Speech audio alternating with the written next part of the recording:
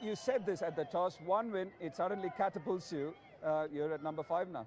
Yeah, that's exactly what I said. I mean, this doesn't make us a invincible team, and the results or the position on the table before this game didn't make us a bad team. That's exactly what I said. You know, this is something that if you start focusing on it, then the table can't define your mood, especially when you haven't played even 5 games, 6 games. Yep. I think it's towards the game 12, 13 that you can have a look, oh, where are we, what do we need to do? So we just need to maintain our processes, stay in the moment, and try and execute our plans, which I think we did very well today. We assessed the conditions really well. The first half, it was the conditions changed drastically, so it wasn't easy to hit the big ones. I think Faf batted outstandingly well on that pitch. It wasn't easy to get the ball away, so we knew that the new guys will find it tougher, so that we can extend the partnership that me and Faf had for as long as possible, which will eventually give us 20, 30 more, which happened to be the case in the end. Yeah, you'd never judge a pitch till the time both sides have batted. You mentioned that it got tougher. At what point did you think it got tougher? Well, I felt like after over 7 or 8, as soon as the ball was getting bashed into the square, even from the pitch was very rough underneath. It was the grass that was holding the pitch. It wasn't a shiny pitch, so I think there was not enough water there. If it's watered nicely, it's a shiny pitch, and the ball skids on. It wasn't skidding on. There were hardly any sixes hit off the back foot to the spinner, so that tells you the story. Even to the seamers, the slower balls were difficult to get away.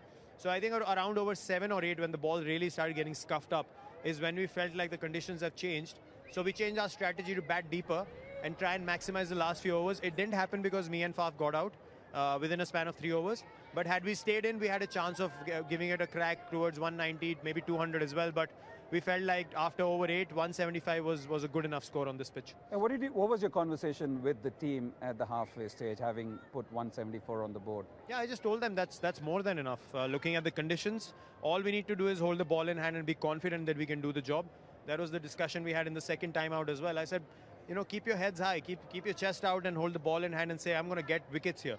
I'm not looking to save runs or dot balls. The way you win T20 cricket is if you have to defend 10 in the last over, that's a different story.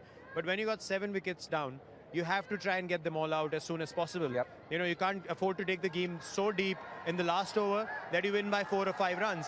25 runs still gives us a good enough margin to, you know, boost our run rate as well. So I said, look at the situation in a positive way and want the ball in your hand. That's the most important thing. When the situation is a bit tricky now, we understand with the impact player, the batting lineups are deeper, but the bowlers also have another option. So they have to have that confidence when they have the ball in hand, and that's exactly what we spoke about. It seemed to have worked wonders because there was a definite buzz.